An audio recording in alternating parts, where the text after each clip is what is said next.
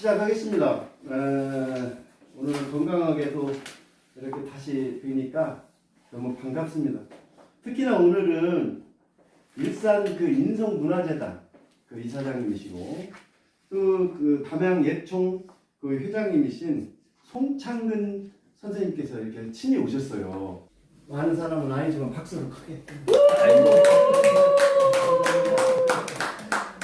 자, 수업 오기 전에 제가 한 말씀 드리고 이렇게 하겠습니다.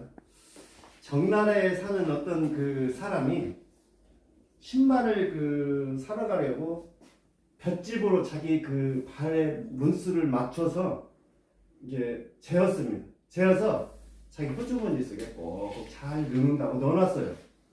그리고 이제 그 사람이 이제 시장을 갔는데 깜빡 잊고 그거를 아무리 호주머니를 뒤져도 자기 문치수, 발치수를 그 벼 길이, 볏짚을 찾을 수가 없는 거예요. 그래서 이 사람이 이제 당황을 해가지고 점원한테 얘기를 해요. 내가 집에를 가서 다시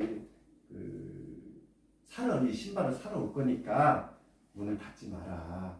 그러자 헐레벌떡 뛰어가가지고 어제 재웠던 그 발문 치수 볏짚을 가지고 이제 가게로 다시 갔어요. 근데 이제 밤이 이렇게져가지고 가게 불을 닫아버린 거예요. 그래서 이제 한탄을 하고 있는데 어떤 사람이 딱 보더만 하도 기가 막힌 거예요. 이거 보세요, 선생님. 아니, 신발을 사러 신발 가게에 갔으면 신발을 본인 거를 사는데, 어머니 거 신발 사는 것도 아니고 본인 거를 사는데 거기서 신발 신어보고 사면 되지. 왜 또 그걸 그렇게 가지러 갔다 와갖고 이게 신발을 못 사고 한탄을 하냐. 아니, 주위에 있는 사람들은 어처구니가 없는 거예요. 그래, 이 사람이 딱 하는 말이 이 말을 해요. 나는 내가 치수는 믿어도 내 발은 못 믿겠다. 이렇게 얘기를 하는 거예요. 이 말은 뭐냐면은 현실을 무시하고 원칙만 강조하는 사람. 자기 발임에도 불구하고 자기 가서 신어보고 사야 되잖아요, 신발을. 치수가 없어서 자기 신발을 못 사는 아주 우매한 사람이죠. 그래서 어떤 우리가 살면서 시대 상황이 끊임없이 변하거든요. 격동 시대가 아니겠습니까?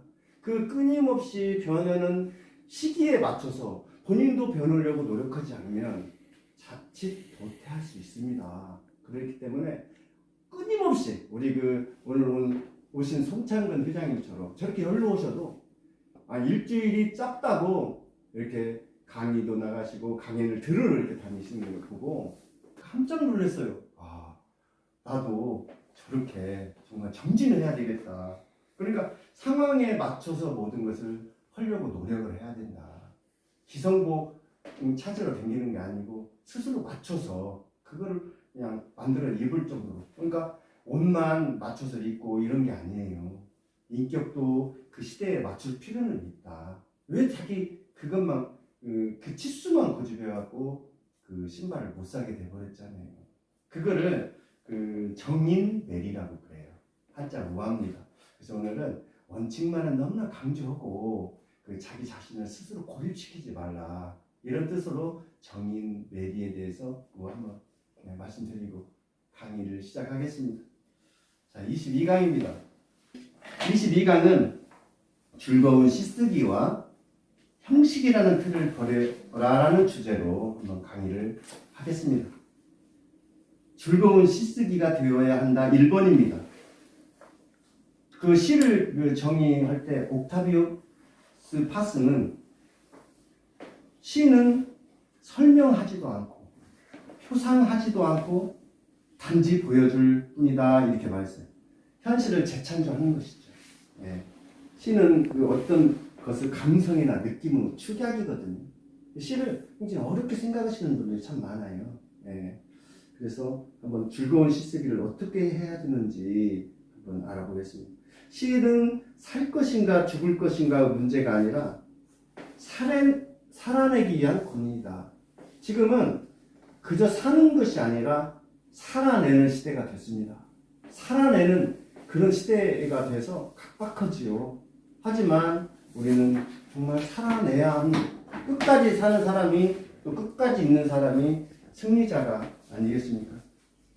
자, 두 번째입니다. 시는 옹달샘과 같다. 그 옹달샘은 작고 오목한 샘이잖아요. 저희가 그 옹달샘이나 우물은 자꾸 퍼내야 돼요.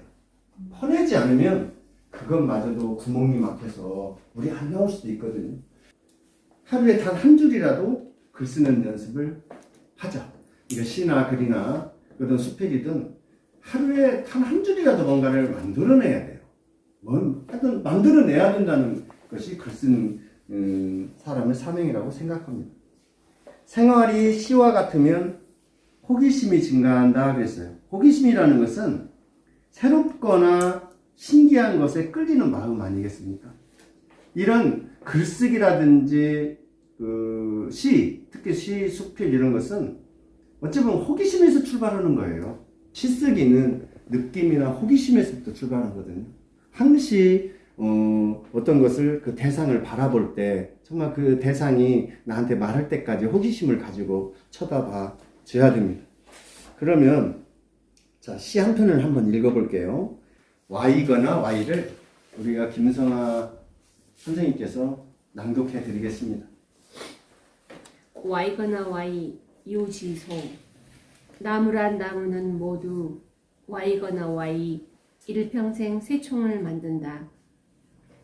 떡잎부터 고목까지 나무는 나무로부터 새를 날려 버리기 위해 Y거나 Y 새총 전문 제조자가 되었다. 새는 나무의 도플갱어. 이것은 나만 아는 사실. 새는 나무의 육체로부터 유체 이탈한 나무의 영혼. 이것은 나무만 알고 새는 모르는 사실. 나무는 영혼이 육체로 돌아오는 것을 원치 않는다. 유배자처럼 머무는 것을 원치 않는다. 고정식 탁자 같은 나무에게 새는 일종의 접이식 의자 같은 것이다. 나무 이전에 새가 있었다는 말을 나는 한 번도 듣지 못했다. 단언컨대 새는 나무 이후에 있었다. 나무에게 새는 뿌리를 탈출한 나무이다. 새에게 나무는 뿌리를 박는 새이다. Y거나 Y, 공중에 떠있는 새의 은자 부호. Y거나 Y, 공중에 떠다니는 나무의 부표. 새는 뿌리를 내리기 위해 나무의 둥지를 틀고 나무는 더 멀리 날아가기 위해 새를 날린다. 새는 나무로 돌아오는 힘으로 일생을 살고 나무는 새를 날려버리는 힘으로 일생을 산다. 새가 영원히 나무로 돌아오지 않을 때 나무는 비로소 완전한 나무가 된다. 아, 네. 잘 읽으셨습니다. Y거나 Y입니다. 그 소문자 Y, 대문자 Y 썼거든요. 좀 빠듯한 것을 대문자 Y, 그냥 옆으로 분지로 된 것은 소문자 Y로 이렇게 표현을 했어요. 그러니까 나무는 관목이 되든 교목이 되든 네, 다 Y로 구성되어 있어요. 다 Y로 구성되어 있습니다. 보겠습니다. 나무란 나무는 모두 Y거나 Y, 일평생 새총을 만든다. 나무는요, 새총 만들기 위해서 지금 나무가 지금 있는 거예요. 나무는 목적은 새총을 만들기 위해서 있어요. 그래서 여기서 보면은 세미콜론, 이 점이 있어요. 이게 점 하나에 쉼표가 있는 것을 그 세미콜론이라고 그래요. 이게 쌍반점이라는 겁니다. 쌍반점은 뭐냐면 접속사예요. 접속사. 그러므로, 그러나, 이제 무슨 말이 들어가는지 몰라요. 접속사거든요. 그리고 이제 그 점이 2개 있는 거, 이게 그 그침표예요. 점이 2개 있는 거, 그거를 콜론이라고 그래요. 콜론은 부가 설명을 하는 거예요. 그러니까 이제 글을 쓸 때 제일 밑에 쪽에다 각줄을 붙이잖아요. 각주. 그렇게 하고 이렇게 2개 점을 딱 찍는 겁니다. 그거를 이제 그 콜론이라고 그래요. 여기서는 이제 접속사로 이제 봐야 됩니다. 세미콜론이니까요. 한번 읽어보겠습니다. 떡잎부터 고목까지 나무는 나무로부터 새를 날려버리기 위해 Y거나 Y, 새총 전문 제조자가 되었다. 나무는요, 새를 날려버리기 위해서 새총을 만드는 거예요. 이게 한 나무에 수없는 새총이 들어있어요. 예. 왜 그러냐면 새를 날려버리려고. 그래서 마지막에 나오는데 완전한 나무가 되려고 그러는 거예요. 지금 나무가. 그러니까 결과적으로 말하면 나무는 새는요, 나무 영혼이에요. 여기서 이제 나와요. 나무 영혼이요. 그러니까 나도 온전한 영혼을 가지고 살고 싶다. 이제 그 말을 하고 있습니다. 새는 나무의 도플갱어. 이것은 나만 알고 있어요. 지금 글 쓰는 사람만 알고 있어요. 새는 나무 육체로부터 유체 이탈한 나무 영혼 그랬어요. 그러니까 새는 나무 영혼이에요.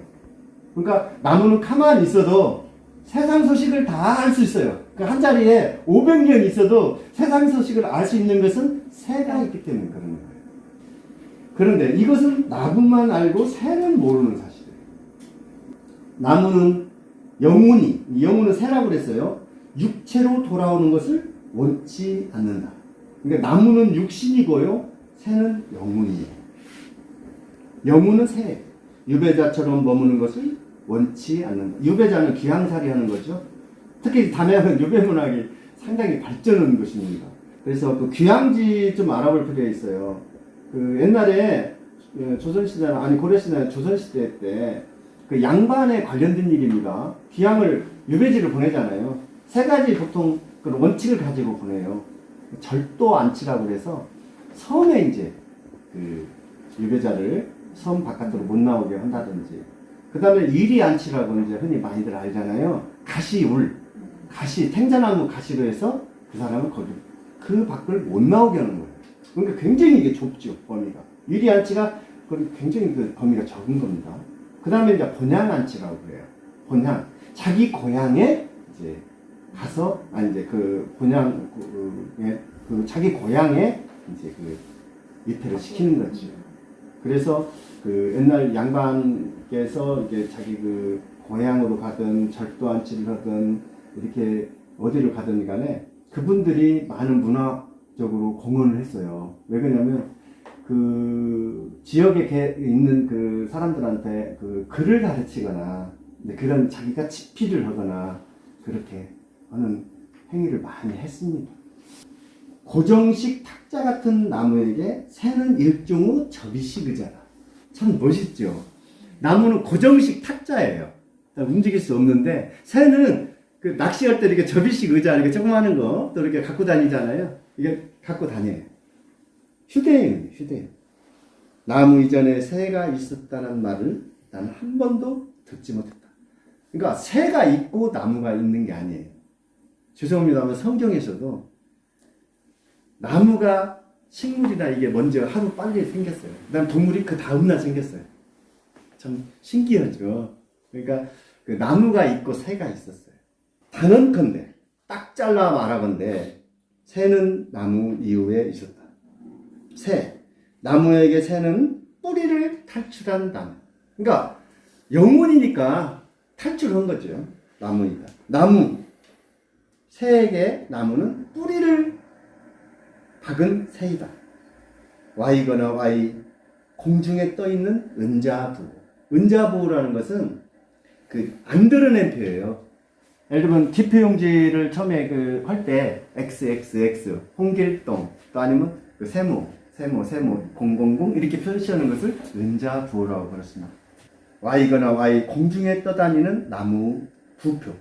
부표는 이제 잘 아시지만 이렇게 바다 같은 데 가면 이렇게 부표 떠 있죠. 스티로폼으로 이렇게 만들어진 것도 있고 여러 가지 장치를 해서 그 위에 띄어놓은 그런 것을 부표라고 그럽니다.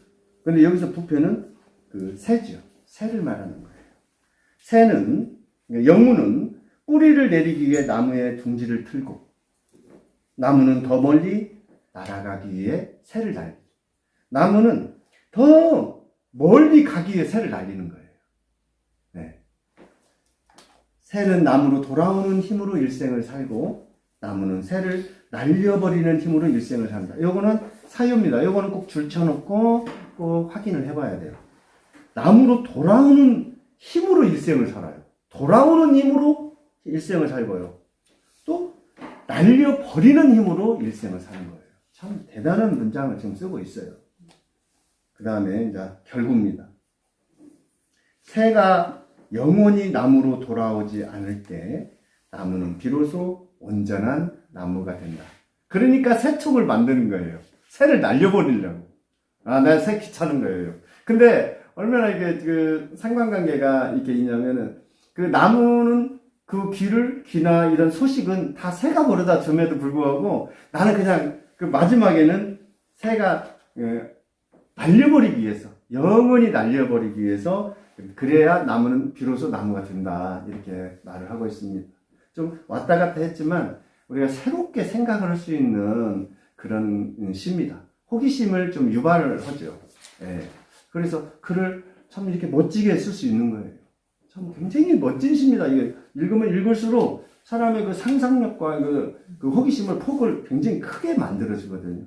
그러니까 시는 이런 어떤 정신을 말랑말랑하게 해주는 그런 것도 필요하다. 그 시의 역할이다. 그래서 제가 항시 그 강의 때마다 얘기합니다만 시를 말랑말랑하게 써라. 말랑말랑하게 써라. 명사를 줄여라. 또 형용사도 줄이고 동사를 많이 써라 하는 이유는 어떤 글도 마찬가지입니다. 논문이나 그런 전문 서적 빼놓고는 정말 말랑말랑하게 쓰고 해야 상대방이 딱 읽을 때 흡수를 할 수 있는 거지.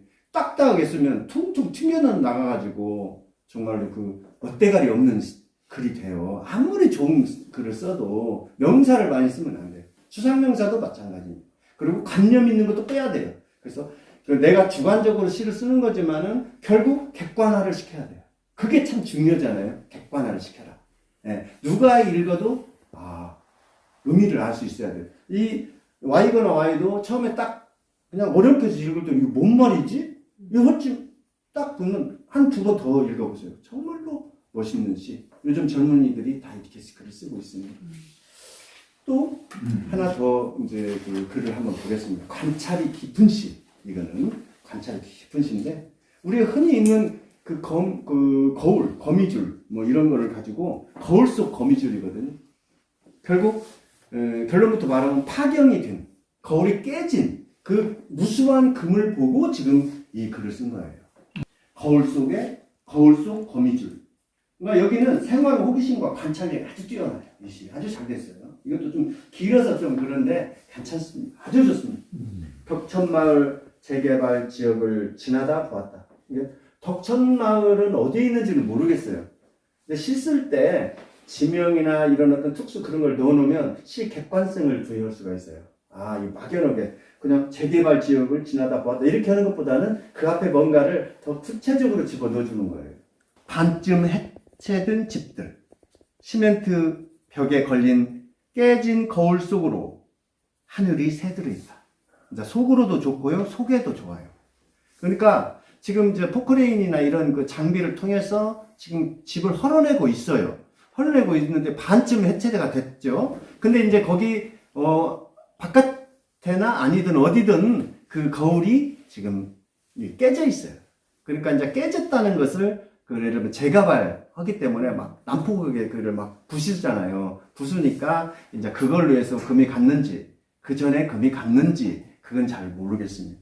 지금 그래서 거기에 하늘이 새들었다. 하늘이 들어와 앉았다든 좋고 새 들어왔다도 좋고 뭐 새든다 이런 게 꼭 아니더라도 상관은 없어요. 예. 무너지려는 집을 얼마나 힘껏 모아쥐고 있었으면 거울 가득 저렇게 무수한 실금으로 짜여진 거미줄을 만들어 놓았을까. 참 대단하죠.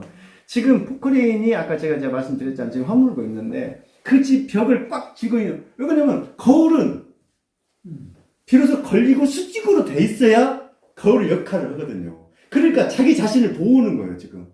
벽을 그래서 꼭 이렇게 끌어안고 있는 거예요. 그러니까 얼마나 끌어안고 있었으면 자기 자신이 금이 갔겠어요.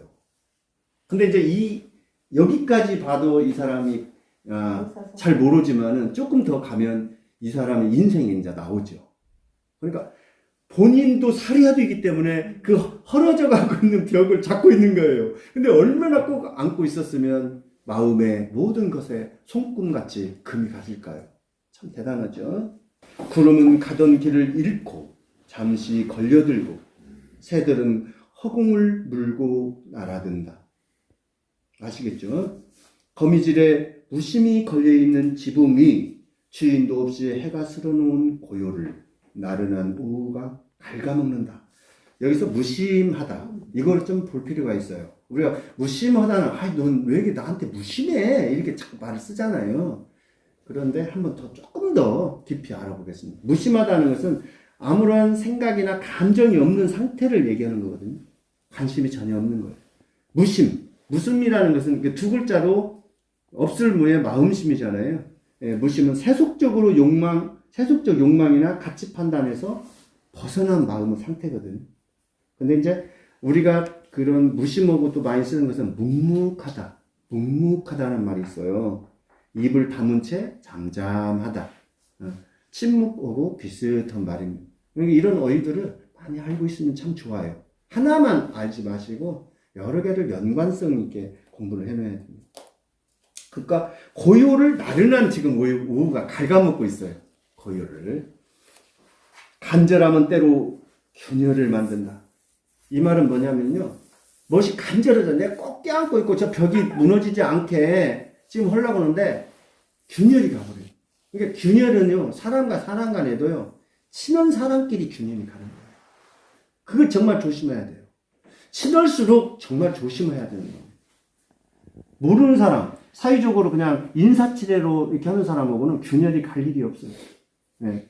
사회적으로 또 어떤 모임에서 친하면 친할수록 정말 어떤 규정을 지키고 그걸 정말 반듯하게 하지 않으면 균열이 가는 거예요.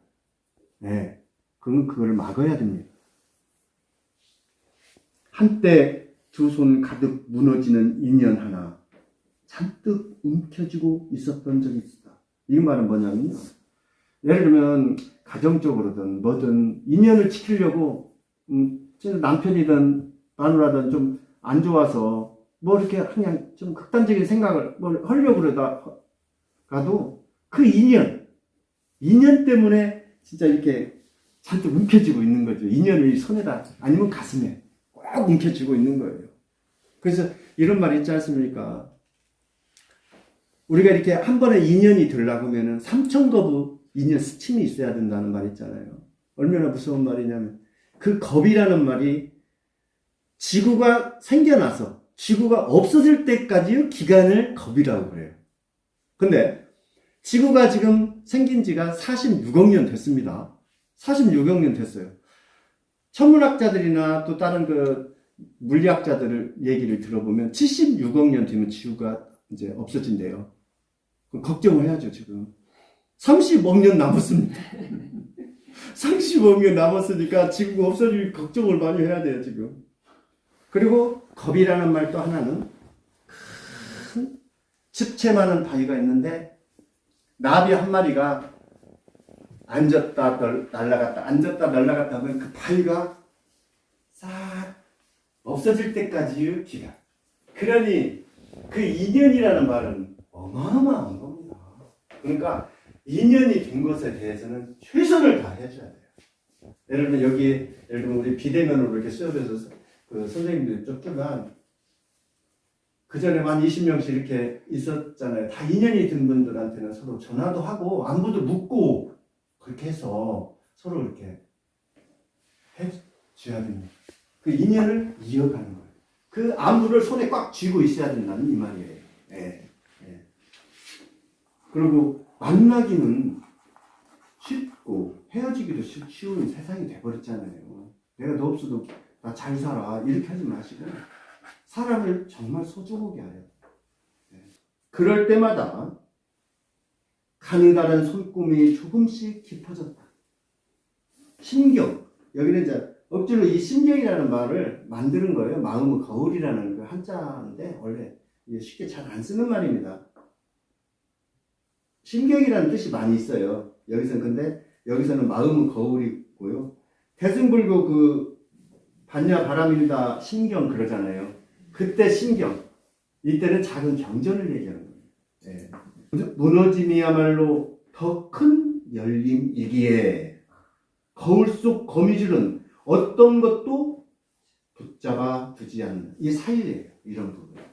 그러니까 무너짐이야말로 더 큰 열림이라는 걸 알고 있어요. 알고 있는데도 그 쉬운 그건 알고 이게 그 무너져야 더 큰 뭐 아파트가 세워지는 뭐 큰 것이 세워지는지 다 알고 있으면서도 그 인연이라는 것 때문에 쉽게 그 마음을 열지 못하는 겁니다.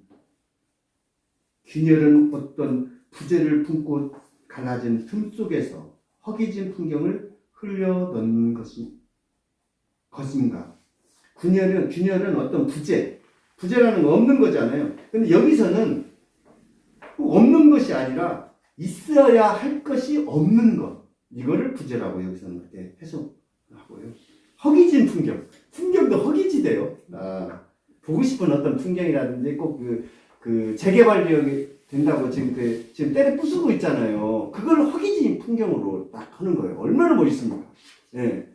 예를 들면 온전한 풍경이 있었는데 이 풍경이나 그 풍경이나 똑같아요. 풍경은 똑같은데도 이 화자 입장에서 볼 때는 옛날 옹기종기 잘 살을 때 골목을 지나가면 된장 냄새가 나는 청국장 냄새가 나는 그렇게 온정 있는 삶을 사는 것이 이분이 바라보는 풍경이었어요. 생각하는 풍경이었어요. 근데 이제 그 풍경이 지금 밤쯤 다 헐렸잖아요. 그래서 허기진 풍경 그렇게 했습니다. 참 많은 생각들을 하고 이렇게 글을 쓰는 거예요. 그러니까 뭔 허기진 풍경이야 풍경이 이러면은 그 실제로 좀 그렇습니다. 나를 흘리고 온 날 거기다가 이제 나를 흘리고 왔어요. 그림자를 흘리고 왔던 발자국을 흘리고 왔어요. 석가래 같은 갈비뼈 사이로 종일 바람이 들이쳤다. 참 갈비뼈 이런 마음 이런 모든 걸로 참 바람이 들이쳤어요. 그러고 보면 깨진 거울은 무너지는 것을 움켜쥐고 있던 지부 마음에 참 대단한 거예요. 그렇게 하고 이제 이 사유를 끝냈어요. 깨진 거울은 무너지는 것을 움켜쥐고 있는 지부 마음이에요 지금. 예. 깨진 거울이 지부 마음을 대별하고 있다 그 말입니다. 그러니까 지부 마음은 깨진 거울, 파견된 그 거울을 이렇게 얘기한 겁니다.